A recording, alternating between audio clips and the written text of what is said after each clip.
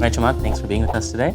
So for those who don't know you, tell us a little bit about yourself. What did you do in the past and what do you do today? Past is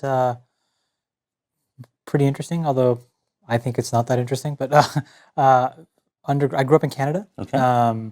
Originally from Sri Lanka. I came to Canada when I was about 7, went to what they call university, what we call college, studied electrical engineering, and then in this weird twist of fate, ended up working at an investment bank for a year, really disliked it, applied to all these jobs online so that I could move to California to be close to my girlfriend, who's now my wife.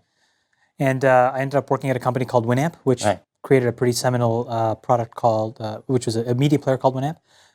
At the time, very much the largest and most popular media player on the internet, precursor to iTunes, for those that don't know it. That was bought by AOL, and I worked at AOL for a few years. I ran the instant messaging division.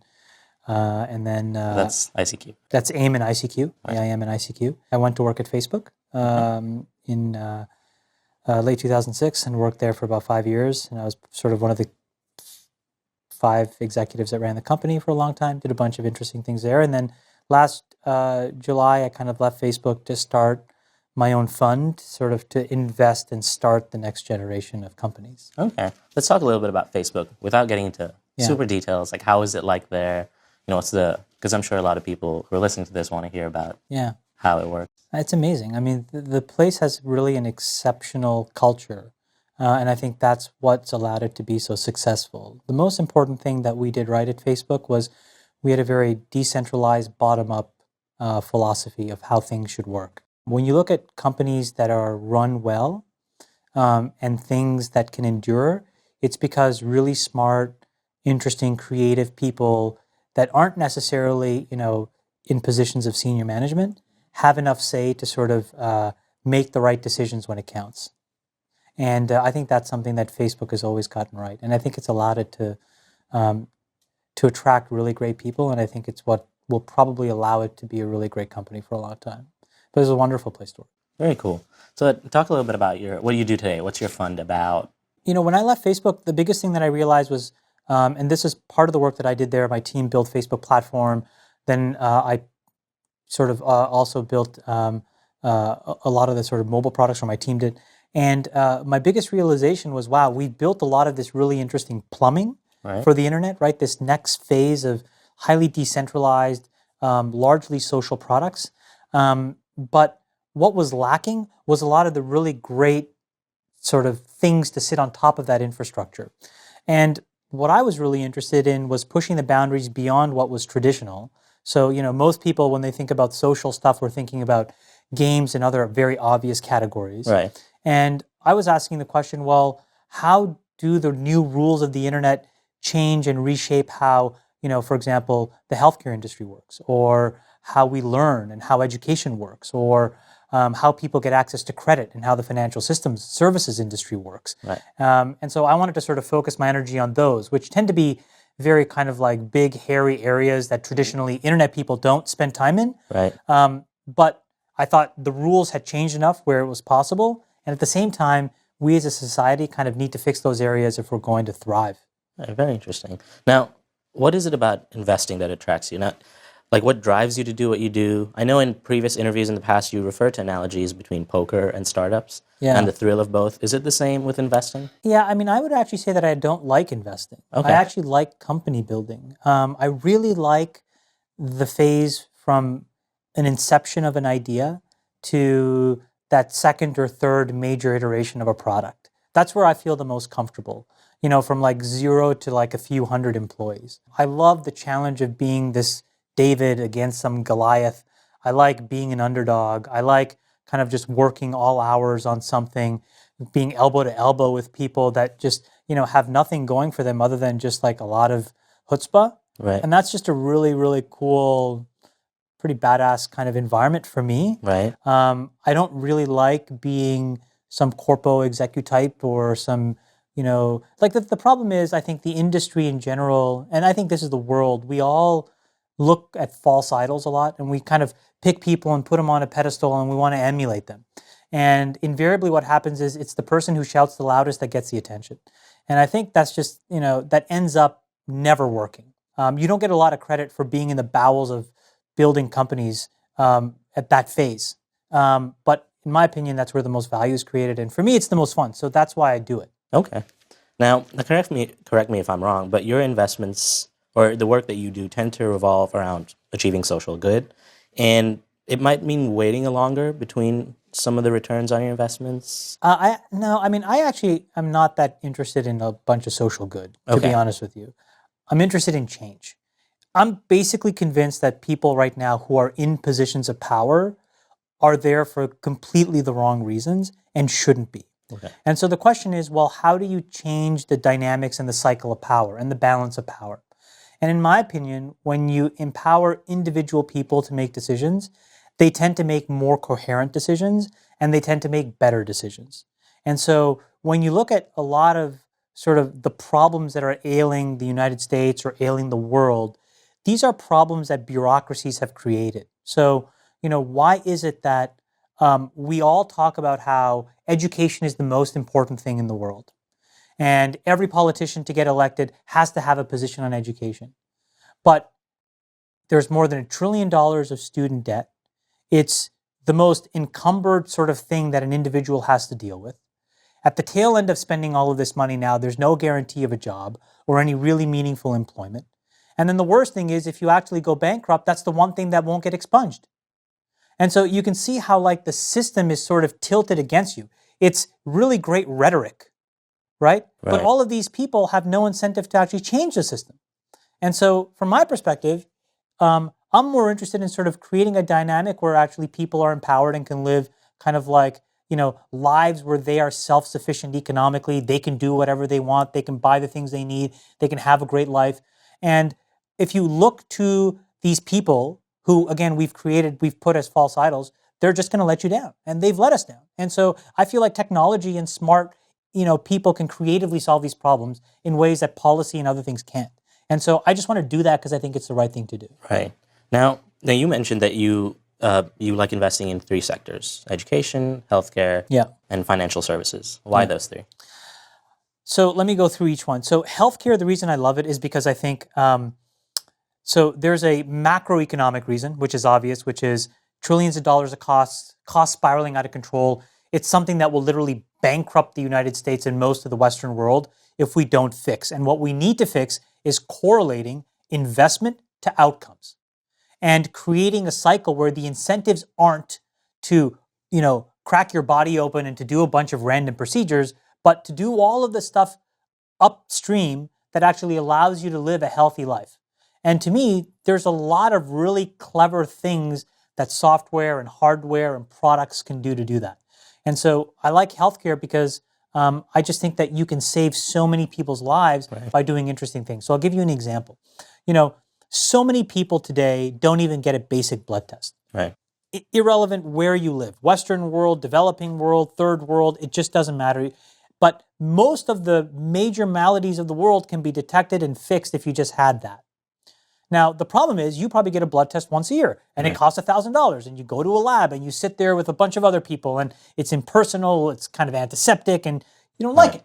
And so we're building this product that basically decomposes this $1 million machine down to a $100 machine that works off of your cell phone camera chip sensor. The same thing that you use to take pictures. Very cool. The reason why that's transformational is now you reduce the cost to dollars and individuals can do it in their bathroom or their home.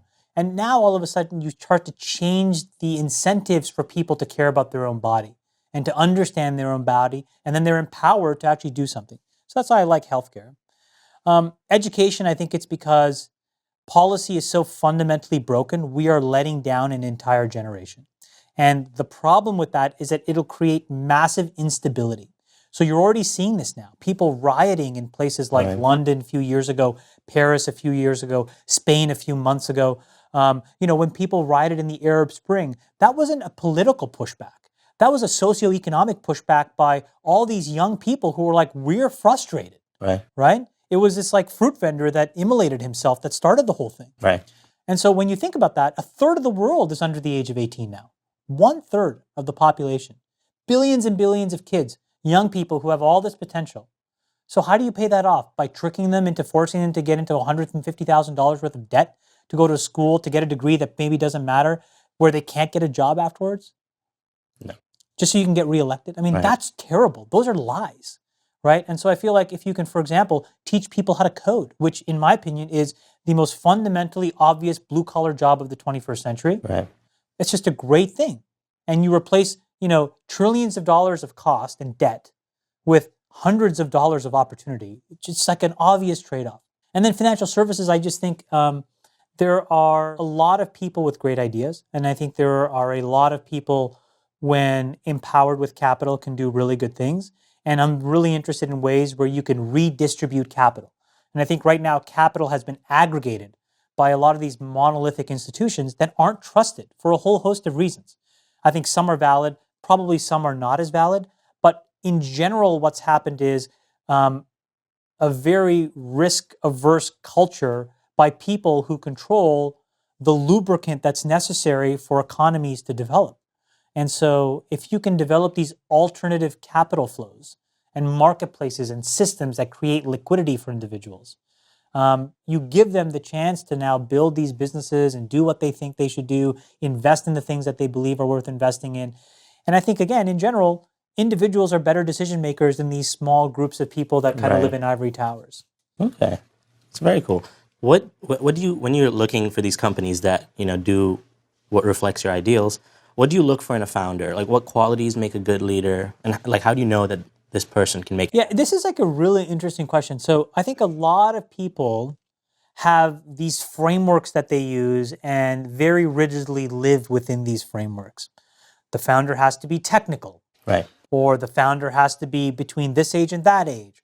Or the founder is generally of this gender. Or the founder has to have gone to these schools. Or the founder, and so you develop all of these rules mostly based on the historic look back of what's worked before. Right. And what I think that basically eliminates is this idea that most people have the ability to be brilliant at something. And for me, what I'm really trying to figure out is whether they have the right characteristics that allow them to be malleable enough to seize an opportunity. Because, in the world of startups, in my opinion, there's as much, if not more, luck than there is skill. Timing, the right technology decisions at the right time, a few critical hires at the right time, a few critical features at the right time. And frankly, you can have a substandard group of people get those things right and beat what is on paper a tremendously better group of people, right, who didn't make those decisions. Right. So what you're really trying to figure out, in my opinion, is how does their mind work? Are they scrappy enough? Are they listening? Are they cynical enough to push back? And those characteristics are hard to define. And I think they're manifested in wildly varying ways. What I'm trying to figure out is whether those things exist. And can I plant enough seeds where the intellectual curiosity of the person will guide the decision, as opposed to some great rhetoric that I may spew and then they just blindly run into a brick wall because that's what they think I told them to do. That's not important. Now, a lot of people out there think that, you need to have this revolutionary idea because there's so many ideas floating around now. Do you think founders need to have revolutionary ideas, or is it the execution of a normal idea? Listen, revolution starts in evolution.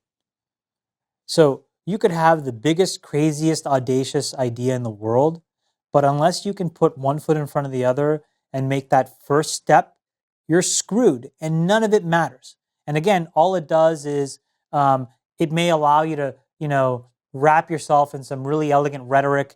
Maybe it allows you to, be really followed on Twitter and appear at tech conference. None of that matters. All of that crap washes out in the end. Because if you suck, you suck. Right. And you may be articulate, but if you suck, it don't matter. And you'll be revealed to be a sham.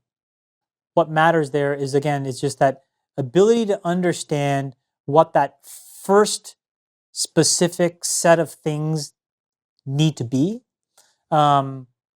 with that broader, bigger goal in mind. But if you can't put your first foot in front of the other, and what's amazing, most people can't, because they get wrapped up in the rhetoric of the vision and the mission and all of this, grandiose, blobbity blying, that they screw up and they're their own worst enemies. I like revolution, like I like disruption, Right. but I'm skeptical that things start that way. I think things, let's just say ultimately 5 years from now, we look back and we think that there was a massive sea change politically in the Arab world because of the Arab Spring. That fruit vendor self-immolated because he was frustrated. Now, maybe he started a revolution, but that took courage to do what he Right. did. That's not right nor wrong, in my opinion. But my point is, that's an example of how a revolution started with, a small, or not a small thing. I mean, it was a big thing, but one thing that was tractable within him. And I think these broad-based kind of like, I don't know, gnarly expressions of like how all of these huge, crazy things can happen. They happen over many, many, many, many, many years. These are massive tectonic plates. It all boils down to one person doing one thing. And I think that for a lot of people, that's hard still. You sometimes like to take on a more hands-on role with the companies that you work with, or is that normal of an investor or a VC to do? I think it's probably atypical. I mean, that's sort of why we've constructed the space that we've constructed, which is to have a lot of these really interesting companies here very early on. And what it allows me to do is sort of transfer knowledge. I mean, look, right now, I've come out of sort of like, 12 years of operating some of the most interesting consumer businesses that have been built on the internet.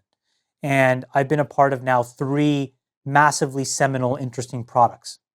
Winamp, Aimon ICQ, Facebook. And so there's a body of knowledge there that's really relevant. But it's only relevant for a short period of time. 4 years from now, I'll be as dumb as any other VC. But in these next 3 or 4 years, I probably have some reasonable knowledge to transfer. And so the best thing that I can do is make sure I'm in a position to get that into as many people as possible. Because then at that point, what I'm hoping is then I'll be able to learn from them. Right. Because they'll really understand the rules of how the next 10 years will evolve.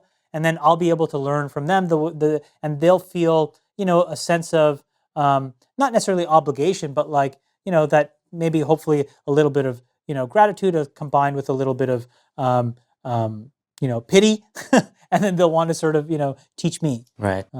So Now, how should someone approach you as an investor or VC? And I mean, you don't have to possibly talk about specifics on how you find companies that you work with, but in general, if someone has an idea and is down the road with a startup and is looking for a VC, what do you think is the best way to approach? I mean, this is unfortunately the standard corporate response that every VC gives you, and I don't really have a better one. But the way that this culture works, in many ways, sort of similar to how American Idol works, for better or for worse, which is there's all of these intermediate levels of selection and filtering that happens. So, for example, somebody that knows somebody that knows somebody that knows somebody that knows me, or any other VC. And typically what happens, it goes through this chain and people ask this question, hey, does it pass my sniff test? And if it does, they pass it to the next guy because they want the next guy to not look at him and say, why did you send me this thing? Right. So it's like, if your idea is for like, chocolate covered dog biscuits, you're not probably going to go and try to pitch that to Klein or Sequoia.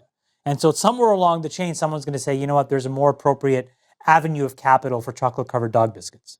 Now, if those chocolate covered dog biscuits had some sort of like, biosensor built into it so that you can now map the intestinal tract of the dog and like, prevent parvo and 9 other diseases, maybe, right? And so there's all of this filtering that happens. And so by the time that it gets to these guys, it's at a point where they can make relatively straightforward decisions. And so that's typically how it happens is, somebody who knows somebody who knows a VC, and it kind of goes through that cycle. That being said, there are still many, many people who, in my opinion, should have access to capital to pursue their ideas and don't. And that's why I think there's some amazing things that are happening right now, again, in this sort of financial services ecosystem that is, in my opinion, transformational for capitalism and capitalism by individual, entrepreneurs. So specifically, a company that I think is doing amazing things, AngelList, right? So, you could be in, some small little town somewhere, and it could be you and 3 people who just have a really great technical idea. And if you can sort of explain that well, and if you can start to sort of, put out a beta version of a product and, be out there in the ecosystem and have credibility, you could raise money there. So to me, that's amazing. So if I was an entrepreneur that didn't know anybody, I would first try to go this path of AngelList and try to build some technical credibility and product traction. and use that as a conduit to sort of get introduced to people via that chain. Okay. Now, this is a pretty long question, so bear with me. When you left Facebook, you wrote a pretty inspiring message that's on TechCrunch right now. And since then, you've gone on to invest and mentor many entrepreneurs and companies. As an investor, when you encounter a founder who has had past failures, do you view that as battle scars that make him stronger now? Or is it, proof that that founder doesn't have a good track record? It depends. It depends on how they failed. I would say, like, I still believe everything I wrote in that departing note that I sent to the people at Facebook. I did I had a functional role, but part of my job at the end was probably to be this like kind of like curmudgeonly old timer who made sure that we never kind of veered off of our Northern Star. Look, when companies work, the biggest thing that happens is you revert to the mean. And what I mean by that is the mean is every crappy company out there. And we all work at crappy companies. We've all done it. We all look at our boss and think, this guy's an idiot. How does he have this job? This company's so stupid. I hate my job. Right. Is it time to leave yet? We've all been in that position. And so the real question that I was asking myself at Facebook was, what happens and how do companies end up in this situation? And my realization is every company gets there eventually, but that last word is the most important. And so the challenge of a senior executive team is to prevent that regression to the mean. And culture is the only thing that does that. And so I would always speak to all of the people that we hired every Monday. And, part of it was to scare the living shit out of them, but part of it was to, be unapologetic about a culture that valued transparency, openness, authenticity, and value over perception. So it's not about politicking. It's not about managing up. It's about doing good stuff. And that the engineer that could be the most junior person has as much or more power than me. And that's an awesome dynamic, right? Because it allows the smart people who are capable to do the right thing. So that's what I talked about. So when I left, that note was meant to encapsulate all of that. I think I've realized that all of that is still the same. So when I meet an entrepreneur and they failed, the thing that I'm trying to figure out is like, how did they fail? Is it, again, and this is going back to what we talked about earlier, did you just not listen and keep battering your head because you heard something or read something and you just, didn't refuse to pivot? That kind of stubbornness can be good, but it can also be extremely destructive. Did you fail because you got the market wrong, but you built a great product? That's actually not such a bad thing. That happens, right? Happens to the best of us. I mean, I failed more times and then the last thing is, are you comfortable with that failure? So the people that can own it, in my opinion, that's a very special class of person. And part of it is just being around enough people. That's why Silicon Valley is so great, because it celebrates failure as much as it celebrates success. And I think that's awesome. Like, I grew up in Canada. Mm-hmm. I love Canada. But what's frustrating about being Canadian is we don't celebrate failure. Right. And so it's all about mean reversion. It's all about managing the middle. And so if you're an outlier, you feel extremely isolated and you feel stupid when things don't go right, as opposed to trying to learn from it, rinse and repeat, try again. Right. So I'm trying to figure out, how did they fail and what did they learn? In general, I think it's a good thing. In general, though, what I would say more importantly than anything else is, are you humble enough to realize that when things worked, it was you, but it was also a lot of luck? And then are you courageous enough to realize that when it failed, it may not have been as much you, but you've learned enough to now avoid the same mistakes? Those are the two things that you have to figure out. You have to be humble enough to realize, like, timing is everything. People are everything, right? The team, the conditions, your competitors, so many things came into making something work at that time. It's not so replicable. Similarly, failing, if you failed for the right reasons, that could be great DNA to go again and try it again. Now, a while back, in a bunch of other interviews, you mentioned that in the past, you wanted to jump into the VC world and you sent out internship letters, right? Yeah. And you got a bunch of no's back, but you kept going and you found your way into this world. So, well, no, I got no response back. The two people that wrote me a no, which I remember to this day because I still look up to these two people and they're the most incredible people in the world, John Doerr and Vinod Khosla. They're the only two people. And look, to this day, They probably don't remember that they did it. This was in 1997. Maybe they do. I don't know. I've never asked them. I haven't kept I can't find the letters now, which is real shame. I thought I had them until about 2007, 2008. And I don't even know if maybe it was just their EA, that wrote it and they signed it, or I don't even know if it was a stamp. It didn't matter. To me, it was just like, I really wanted to see what this world was about, because I was like, wow, these guys are like creating the future. I want to create the future. Hey. No one even gave me the time of day. They were like, I literally sent like 50 letters. The only two people who were thoughtful enough to take the time to actually send something back saying, thank you, but we don't hire interns, was these two guys. Right. So now, going off of that, how should entrepreneurs deal with no's when they talk to VCs? Like, does it mean that your idea is terrible, or does it mean that you're just not there yet, you're not fit to run a company? It means neither of those things. Listen, there is a massive lemming culture and mentality in most industries. And, when you're looking on the outside in, the tendency is for most people to assign more credit than most industries deserve. So when I'm on the outside looking in to the hedge fund industry, what I'm probably thinking is, wow, they're all geniuses. These guys just know what's going on. They're manipulating the world. Capital flows, finance, the stock market. Right. And what you realize on the inside is not really. Most are bozos, and most are following a few guys who really know what they're doing. I could be on the outside looking into the world of, molecular biology and genetics and think, wow, these guys have they have the keystone to understanding the human body. And then you dig a little further and what you realize are not really. Most people are following the work of a few who are really leading the pack. And I would say this industry is not dissimilar to any of those. There are a few people that have the courage to have their own perspective and do what they think is right. And then there's a lot of people that do what those other people do and chase so that they're not late. And so what you can't get tricked by are like the educational qualifications of people, meaningless, okay? Doesn't matter where you went to school. Doesn't matter you have an MBA from Harvard or Stanford. There are a lot of idiots I've met that have MBAs from Harvard and Stanford. And there's a lot of geniuses I've met that have dropped out of school. Right. So, I would say you should have a healthy skepticism to this industry, like every other industry. In most industries, there's just a few people that are really good, and most industries are cluttered with a bunch of people who run around following those few people. Now, do you think VC funding is always necessary? Some companies have an explicit goal of, hey, I'm going to take this idea, and once I get funding, I'm going to exit. So do you think that, funding is always necessary for a startup? It's not necessary, especially now because you can find very different forms of capital.